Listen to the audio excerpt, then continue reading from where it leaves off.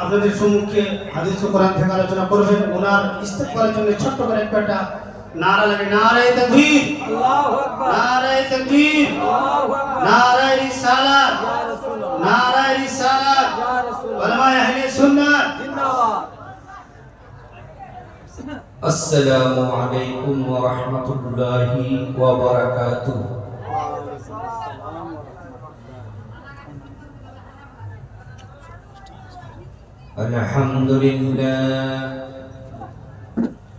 আলহামদুলিল্লাহি রাব্বিল আলামিন ওয়াসসালাতু ওয়াসসালামু আলা রাসূলিহিল কারীম ওয়া আলা আলিহি ওয়া আসহাবিহি ওয়া আহলি বাইতিহি আজমাইন। قال الله تبارك وتعالى في القرآن المجيد وفي الفرقان الحميد الذي خلق الموت والحياة ليبلوكم أيكم أحسن عملا وهو العزيز الغفور. آمنت بالله صدق الله العلي العظيم. إن الله وملائكته يصلون على النبي يا أيها الذين آمنوا صلوا عليه وسلموا تسليما. اللهم سيدنا مولانا محمد وعلى آل سيدنا مولانا محمد. উপস্থিত বরকতপূর্ণ মাজালিসে আপনি আমি বসে আল্লাহ পাকের দয়া রহমতের প্যান্ডেলের ভিতর বসে যে আলোচনা শুনছি, এতে আপনারা বেজার না খুশি? খুশি গো, খুশি খুশি খুশি। হ্যাঁ, মুই তো বেশি খুশি। বেজার তো শয়তান, আর মুমিন মুসলমান ওয়াজ মাহফিল পাইলে খুশি। তো যা যে একজন মানুষ মিলে আজকের এই ধর্মীয় সভা দ্বীনি ইসলামের মাহফিলের ভিতর আমরা বসে আছি, ধৈর্যের পরিচয় দিয়েছি। আল্লাহ পাক যাতে আমাদেরকে শুনে আমল করার সৌভাগ্য দান করেন, সকলে বলুন আমিন। এই মাজলিসটি আলিশান মাজলিস। এই মাজালিসের মধ্যে বিভিন্ন ভাবে কোরআন এবং হাদিসের আলোকে বক্তাগণ আলোচনা করে আসছেন এবং আগামী কালকেও এই মাজালিস থাকবে। তো যারা ধর্ম পিপাসু, জ্ঞান পিপাসু, ধর্ম কি যারা ভালোবাসেন, তারা এই দুইটি দিনের মধ্যে অন্তরের সঙ্গে প্রত্যক্ষ ভাবে জড়িত থাকার চেষ্টা রাখবেন। কথা ঠিক কিনা? তো দেখুন, পবিত্র কুরআনুল কারীমের আয়াত আপনাদের সামনে আমি লিখেছি। এই আয়াতের ব্যাখ্যা এবং বিশ্লেষণ আপনাদের সামনে যতটুকু পারি, গভীর রাত 12টা পেরিয়ে গেছে, এখন আমি আপনাদের সামনে সেটাকে কিছু খুলাসা বা বক্তব্য বয়ান করার চেষ্টা করব। আল্লাহ পাক যাতে বলার তৌফিক দেন, সকলে বলুন আমিন। মুসলমানো समझ जाओ कयामत आने वाली है। मुसलमानों समझ जाओ, मुसलमानों समझ जाओ कयामत आने वाली है, कयामत आने वाली है। गुनाह से करो तौबा, गुनाह से करो तौबा, ये दुनिया जाने वाली है। नातिया कलाम नाते रसूलेर मध्य मधु আছে, কি আছে? মধু আছে।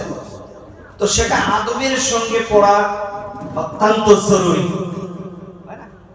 খালি হার মান সাল করে সিগুলিকে হয়, একটু মহব্বতের সঙ্গে পড়তে হয়,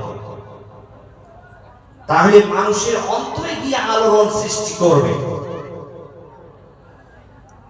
এখন তো নাতে রসুল বেশিরভাগ তোমরা আসো গো ছুটিয়া,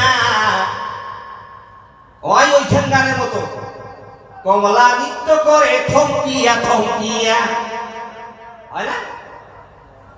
তা তো ওইখানে কয়া ফেলা গজল বানাইছেন রে। গজল গান ভাল একটা সুর ইসলামিক গবেষণা ভিত্তিতে যাতে হয়, ওটা গানের সাথে গজল গান শুনিয়ে মনে হচ্ছে গান ওইখান গান খেয়াল আছে না। উজুবিল্লাহ। বাপ জানেরা ভালো করে লক্ষ্য রাখবেন, ভালো করে জেনে রাখবেন, আমরা এমন একটি যুগে এসে উপনীত হয়েছি, এই যুগে ঈমান আর আমাল ধরে রাখা খুব কঠিন হবে। আমার দয়ার রাসূল সে কথা আগে জানিয়ে দিয়েছে।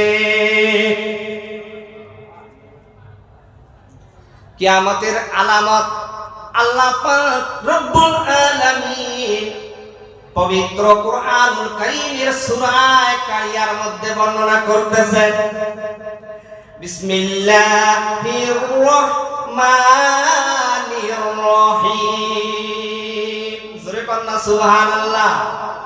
বলছে আল কারিআতু মাল কারিয়া ওয়া মা আদরাকা মাল কারিয়া ইয়াউমা ইয়াকুনুন নাসু কাল ফারাশিল মাবসুস ওয়া তাকুনুল জিবালু কাল ইহনিল মানফুস।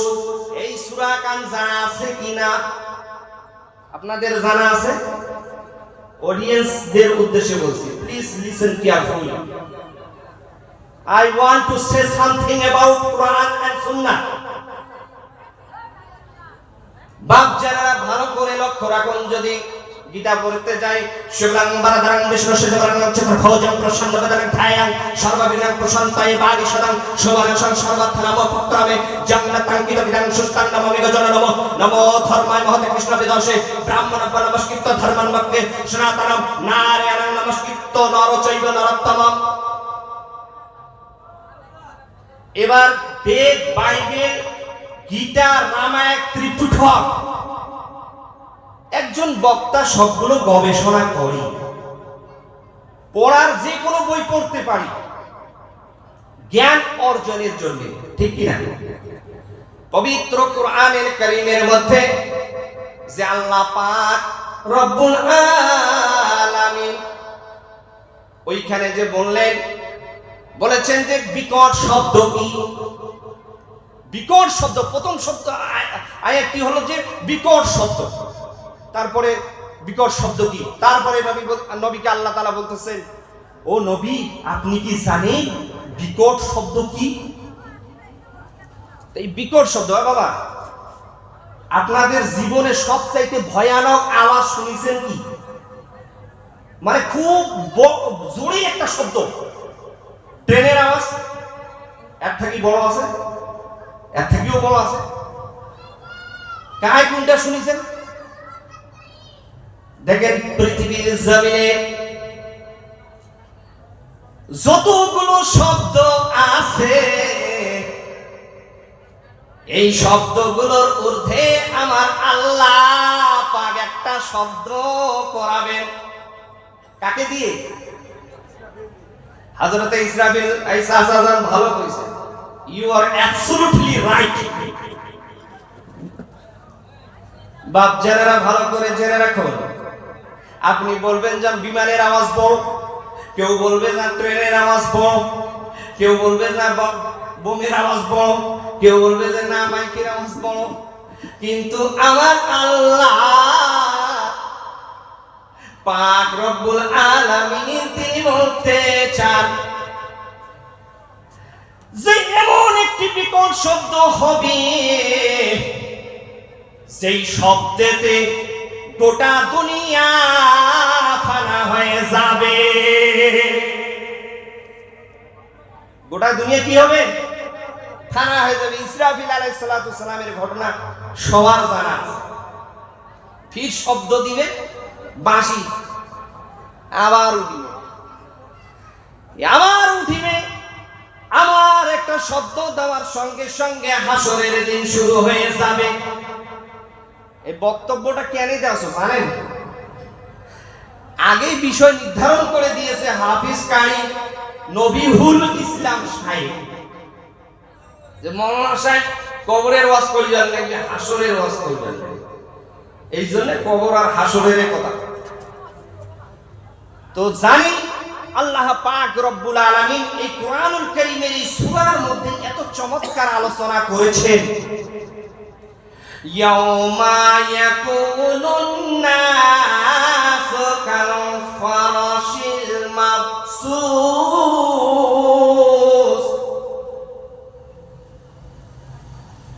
এটার মানে হলো সেই দিন মানুষেরা কীট পতঙ্গের মতো ছুটাছুটি করবে, দৌড়াদৌড়ি করবে, এদিক সেদিক নেকি খোঁজাখুঁজি করবে। নেকি চাবে, নেকি কোথায় পায়? ওরে বাবা নেকি পায় না, বাপের কাছে যায় বাপ দেয় না, মায়ের কাছে যায় মা দেয় না, প্রতিবেশীর কাছে যায় প্রতিবেশী দেয় না রে। নেকি কোথায় পাবে? সব ঠিক আছে, একটা নেকির জন্য আপনি বিজেতা হবেন, পুরস্কার নেবেন আল্লাহর কাছ থেকে, কিন্তু আপনার ওই নেকি জুটে না। আমি একটা ব্যক্তিগত মত দেই, নেকি কোথায় পাবেন? সব দিক দিয়ে নেকি খোঁজাখুঁজি করবেন, নেকি পাবেন না, কিন্তু আল্লাহ পাক রব্বুল আলামিন আপনার এই ওয়াজের মেহফিলটাকেও কিন্তু সুন্দর করে রেকর্ড করতেছেন। জোরে কন্না সুবহানাল্লাহ। এই ওয়াজের মেহফিলের নেকিগুলো আমলনামায় তুলে দেওয়া হবে।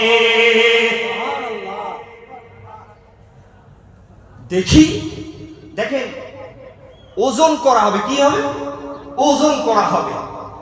নামাজে যদি 50 পাইছেন, 100-র মধ্যে 100 পান নাই, 50 পেয়েছেন, রাখেন 50। রোজার মধ্যে 100-র মধ্যে 100 পান নাই, রাখেন রোজা। হজের মধ্যে আপনি পান নাই, আপনি 50 পেয়েছেন, রেখে দেন।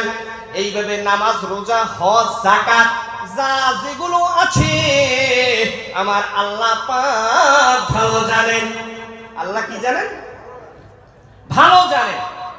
আল্লাহ ভালো জানেন এই জন্য জানে যে নামাজে কারো ঘাটতি হবে, কারো রোজায় ঘাটতি হবে, কারো জাকাতে ঘাটতি হবে, একটা পঙ্খানুপঙ্খানু ভাবে সবগুলো আমল করা একটা মানুষের জন্য যথেষ্ট হইবে না রে, হইবে না, হইবে না। তো আল্লাহ পাক রব্বুল আলামিন এই সাবজেক্টগুলো দিয়ে পুরোপুরি ভাবে বিচার করবেন না যে নামাজের মধ্যে পুরোপুরি 100 আনে নাই দেখি জাহান্নাম দেব, রোজার মধ্যে পুরোপুরি ভাবে 100 আনে নাই দেখি তাকে জাহান্নাম দেব, হজের মধ্যে পুরোপুরি ভাবে 100% নাম্বার পায় নাই দেখি তাকে জাহান্নাম দেব। আমার আল্লাহ তাআলা এমন একটা কুদরতি গবেষণা রেখে দিয়েছেন, ওই গবেষণাটা হলো আল্লাহ পাক রব্বুল আলামিন সেই দিনে কিন্তু আমল নামাগুলোকে তুলবে পাল্লায়। এইবার পাল্লায় তুলবে বলা হয়েছে, তো পাল্লায় যখন তোলা হবে আমল নামাগুলো, এইবার তোমার ফরজ নামাজের নেকি দাও, আর নফল নামাজের নেকি দাও, তোমার ওয়াজিবের নেকি দাও, হজের নেকি দাও, যাকাতের নেকি দাও, যত নেকি এই যে মাহফিলটা বাবা সমীরউদ্দিন দরবেশ রহমাতুল্লাহ আলাইহির মাজারের নেকি, আরে দান খয়রাত করেছো বাড়িতে তার নেকি, বাবাকে সালাম দিয়েছো তার নেকি, মার সেবা করেছো তার নেকি, এবং প্রতিবেশীর হক আদা করেছেন তার নেকি, যত নেকি আছে যা কিছু আছে সবগুলো নেকি এক জায়গায় করে তোলা হবে। এইবার জান্নাতে যাওয়া সহজ হবে না কঠিন? আওয়াজ আইছে নাই কিন্তু, ওয়াজ বন্ধ করে দিন। ওয়াজ বন্ধ হবে না যদি শ্রোতার আগ্রহ থাকে ইনশাআল্লাহ। ভাই একটু পানি খাও, পানি বের করো, হ্যাঁ চলবে ইনশাআল্লাহ। একবার একটু জিকির করি হালকা করে, হ্যাঁ সবাই বলবেন আল্লাহ আল্লাহ আল্লাহ আল্লাহ আল্লাহ আল্লাহ আল্লাহ আল্লাহ আল্লাহ আল্লাহ আল্লাহ আল্লাহু লা ইলাহা ইল্লাল্লাহ আল্লাহ আল্লাহ আল্লাহ। চোখ বন্ধ করো, ক্লোজ ইওর আইস। আল্লাহ আল্লাহ আল্লাহু লা ইলাহা ইল্লাল্লাহু মুহাম্মাদুর রাসূল। এই কলেমা পার করিবে, এই কলেমা পার করিবে ভুলছে রাতের বল।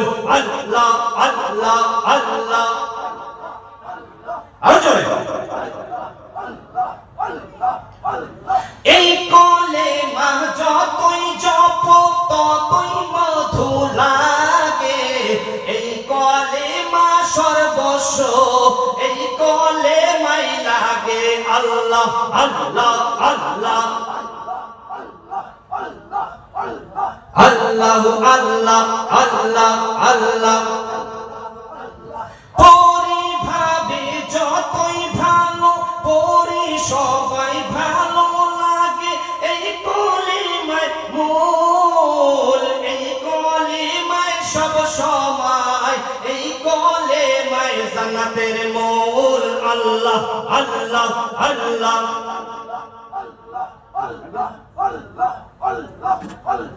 আল্লাহ আল্লাহ আল্লাহ। ওপেন ইউর আইস, থামো বাপজানেরা। এখানে অনেক দরবেশ, অনেক ভালো ভালো মানুষের পা পড়েছে। মাহফিলটা আল্লাহর দরবারে কবুল হবে কি হবে না কর। তো এই যে মাজালিসের মধ্যে দ্বীন ইসলামের আলোচনা হচ্ছে, একবার দরুদে পাক পড়ি। আল্লাহুম্মা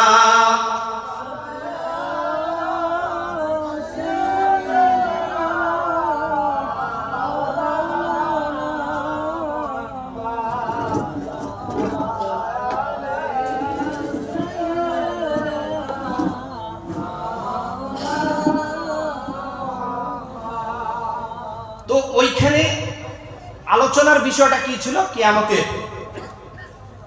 যে সেদিন মানুষ কি পতঙ্গের ন্যায় দৌড়দৌড়ি ছুটাছুটি করবে, দিশেহারা হয়ে যাবে।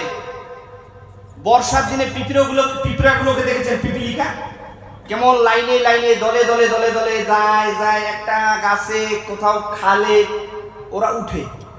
আর ওই পিপিলের বা পিপিলিকার গর্তে যদি আপনি একটা লাঠি দিয়ে ছোট্ট করে এইভাবে আঘাত করেন, দিকভ্রষ্ট হয়ে দৌড়াদৌড়ি করবে না? কারা কোন দিকে পালাবে কোনো দিশে থাকে না। কিসের জন্য? জীবন বাঁচানোর জন্য। ভাবছে যে আমাদের উপর আক্রমণ হয়েছে। তো কিয়ামতের দিন এরকম অবস্থা দাঁড়িয়ে যাবে। শেষ করে দিও। আচ্ছা 7 মিনিট বলতে হবে আমাকে। আমি বক্তা মাসি, যেখানে ব্রেক করতে বলবেন ডিস্ক ব্রেক মেরে দেব, কোনো অসুবিধা নাই ইনশাআল্লাহ। তো বোঝাতে চাইছি বাপ, ইয়ামা ইয়াকুনুন নাসু কাল ফারাশিল মাবসুস ওয়া তাকুনুল জিবালু কাল ইহনিল মানফুস। আর ওই দিন ওই যে পাহাড়গুলো দেখেন, মাউন্ট এভারেস্ট, দার্জিলিং পাহাড়, আর যত বড় বড় হিমালয়, যত বড় বড় পাহাড় থাক না কেন, সিনাই, বদর, সব পাহাড়গুলো, সব পর্বতমালাগুলো, ওই যে ধুনিকর আছে না, ধুনিকর যখন ধুনা লেপটসক বানায় তখন কেমন কতগুলো তুলো কিভাবে উড়ে বেড়ায় না, কটনগুলো দেখেন নাই? ওই রকম পাহাড়গুলো ওই ধুনাকারের যে তুলোগুলো আছে, তুলোগুলোর মতো উড়তে থাকবে উড়তে থাকবে। তো ভয়ানক পরিস্থিতি না? এরপর আল্লাহ রাব্বুল আলামিন বলে দিয়েছেন, যদি ভালো কর্ম করো তাহলে আপনার পুরস্কার ভালো হবে। যার আমলের পাল্লা, সৎ আমলের পাল্লা ভারী হবে, ও স্বচ্ছন্দ সুখময় জীবন যাপন করবে। আর যার আমল খারাপ হবে ওই ব্যক্তিটা আল্লাহর জাহান্নামে থাকবে, আর ওইটার নাম হলো হাবিয়া। জোরে কোন নাউজুবিল্লাহ। এই সূরাটার শর্টকাট মিনিং করলো আর তাফসীর করলো বাপজানের আমার। তো ওই জায়গায় আমি যে আয়াতটা পড়েছি, প্রথমে যে আয়াতটি রেখেছি, ওই আয়াতটির মানে হলো যে হায়াত আর মওত, মৃত্যু আর জীবন আমি আল্লাহ পাক তৈরি করেছি। কিসের জন্য? তোমাদেরকে যাচাই করার জন্য। আহসানু আমালা, কি সুন্দর আমল করে এটা দেখার জন্য, এটা পরীক্ষা নেওয়ার জন্য। হায়াত আর মওত এই জন্য আল্লাহ তৈরি করেছেন। ওয়া হুয়াল আজিজুল গফুর, আর তিনি হলেন আজিজ, আর তিনি হলেন ক্ষমাশীল। জোরে বল সুবহানাল্লাহ। বাবা, মৃত্যু যদি না থাকে তাহলে মানুষ ডাকাত হবে বেশি, দস্যু হবে বেশি, খুন খারাপ হবে বেশি। মানে পৃথিবীকে কন্ট্রোলে নেওয়া যাবে না, নিয়ন্ত্রণে আনা যাবে না। কেন জানেন? মরণ তো নাই রে। কার জমিমারি হয় হোক, কার ব্যাংক ডাকাতি করি হয় হোক, কার টাকা মেরে হয় হোক, কিভাবে হয় হোক, টাকা আনো আর সম্পত্তি জমা করো, মৃত্যু তো নাই, হয় না? এইভাবে ফিতনা ফাসাদ বাড়িবে না কমিবে কোন? তো আল্লাহ যে সেটিং করছে, যে সিস্টেম চালু করছে, সিস্টেমের মধ্যে বিন্দু মাত্র ভুল আছে? বিন্দু মাত্র ভুল নাই বাবা। তাই আল্লাহ পাককে মন প্রাণ দিয়ে ভালোবাসুন। বাপ জানেরা, নামাজ পড়লো জান্নাত যাওয়া যায়, হজ করলো জান্নাত যাওয়া যায়, রোজা রাখলো জান্নাত যাওয়া যায়, ওগুলো তো নেকি আছে, আছে না? তা কিছু মানুষ যে আবার কয় যে নামাজ পড়িয়ে জান্নাত যাওয়া যায়, কোরআন হাদিসে কোথায় লেখা আছে? আছে না এমন সমাজ? উডাও একটা কথা। এইবার যদি কতগুলো মানুষ আছে মসজিদত কাতারটা সোজা কর সোজা কর সোজা কর, কাতার ধরে টানাটানি লাগিয়েছে, ওই বান্দাকে বলি রে ভাই, ওই নামাজের কাতারটা থো, আগত্তর জমিনের কাতারটা সোজা কর। হয় না? জমিন আমি করতে করতে করতে করতে ফেলিতে ফেলিতে করতে গেছি আর ওটা মসজিদ যে বাহাদুরি করছে কাতার সোজা এই কাতারটা সোজা না হইতে হুটা কাতার সোজা করে লাভ নাই এই জিনিসগুলো পূর্ব শর্ত আমলের আগে আমার নাম জয়নুল হক কি জয়নুল হক বাড়ি চাংরা বান্ধা আমার আরেকটা বাড়ি শিলিগুড়ি 42 নম্বর ওয়ার্ড শালুগড়া ওই 2.5 মাইল চেক পোস্টে রয়েছে ওরা ভাই থেকে আমরা এই থেকে তো কথা হচ্ছে যে আলোচনার অনেক কিছু বলা যেতে পারে সব থেকে বড় উপদেশ কোনটি সবচাইতে বড় উপদেশ হলো আপনার আমার রাসূলুল্লাহ সাল্লাল্লাহু তাআলা আলাইহি ওয়াসাল্লাম আল্লাহর ভাষা জানিয়ে দিয়েছেন ইয়া আইয়ুহাল্লাযিনা আমানু ওয়া আমিলুস সলিহাত এ ঈমানদারগণ যারা ঈমান এনেছো যারা সৎ কাজ করেছো শুধু তোমাদের জন্যই জান্নাত এবার আমাল বলতে কি বুঝেন আমাল মানে হচ্ছে জব কার্ড আমাল নামা মানে জব কার্ড হয় যে 100 দিনের কাজ করে জব কার্ড আছে না তোমার ওইখানে কি করে সব লিখিত হয় কত তো জব কার্ড তোমার দিবে কাল কি আমাদের আমাল আরবি শব্দ এক ইংরেজি করলে হয় ওয়ার্ক আর এইটার বাংলা করলে হয় কাজ তা কইছে যে সৎ আমল করো আমালে সলিয়া মনে ভাল কাজ করো ভাল কাজ করলে আল্লাহ তাআলা জান্নাত দিবে শুধু ওই যে আমাদের মধ্যে যে সিস্টেমগুলো চালু আছে নামাজ রোজা হজ যাকাত এগুলোই শেষ কথা নয় এগুলো শেষ কথা নয় ইসলাম একটা দরিয়া একটি আমলের কারণে মানুষ জান্নাত যেতে পারে আর একটি আমলের কারণে মানুষ জাহান্নামীও হতে পারে হয় ওই যে আমার পূর্বে বক্তা আলতাফ হোসেন সুন্দর রমজানের ব্যাপারে বলে গিয়েছেন কারি দস্তগির বলে গিয়েছেন তো উনি রোজার সম্পর্কে যে বললেন কথাগুলো সুন্দর আপনারা সবাই খেয়েছেন বুঝেছেন তা রমজান মাসে মৌলানা সাহেব আমাকে মানে সাউন্ড দিয়ে দিছে একটু মাজরিয়াতান ক্ষমা চাই একটু সময় নিচ্ছি 2-4 মিনিটের মধ্যে আমি আমার আলোচনাকে ইতি ঘোষণা করব ভালো করে জেনে রাখবেন রমজান মাসে একজন ব্যক্তির সঙ্গে আমি ইফতারি করব আমার ডাইন পাশে বসে আছে ভাই ভান করে জানি না মাঝে মাঝে আঞ্চলিক ভাষাও ঢুকে যাবে বুঝবা পাচ্ছেন কি হ্যাঁ হামালা কিন্তু অনেক আগে কুলিয়া ভাষাও পাওয়া জানি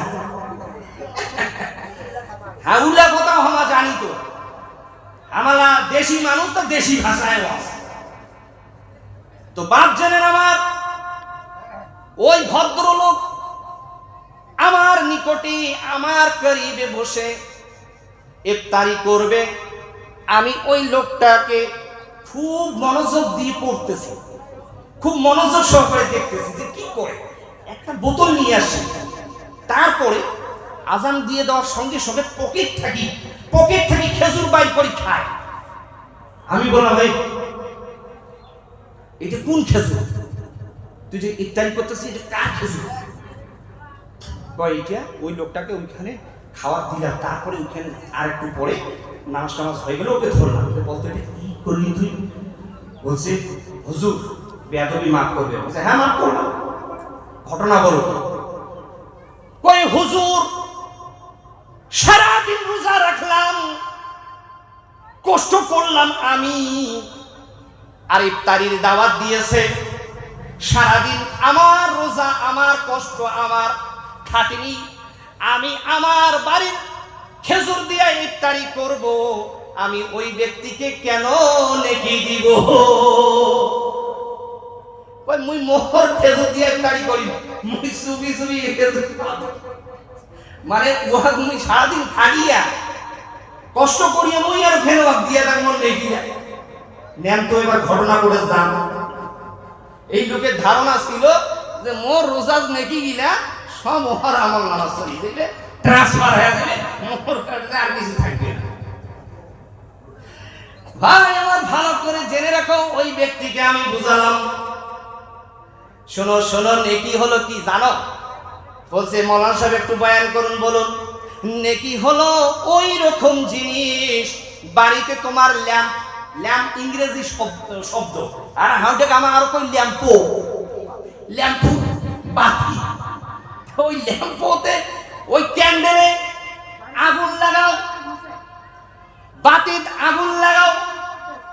এই বাতিটা থেকে বলুন, আপনারা এখানে বসে আছেন, ওই ভাইজান যদি আগুন নেয়, আগুন কমবে? আপনিও আসি ধরান, ওই আগুন থেকে আরেকটা বাতি জ্বালিয়ে দেন, আগের বাতির থেকে আগুন কমবে?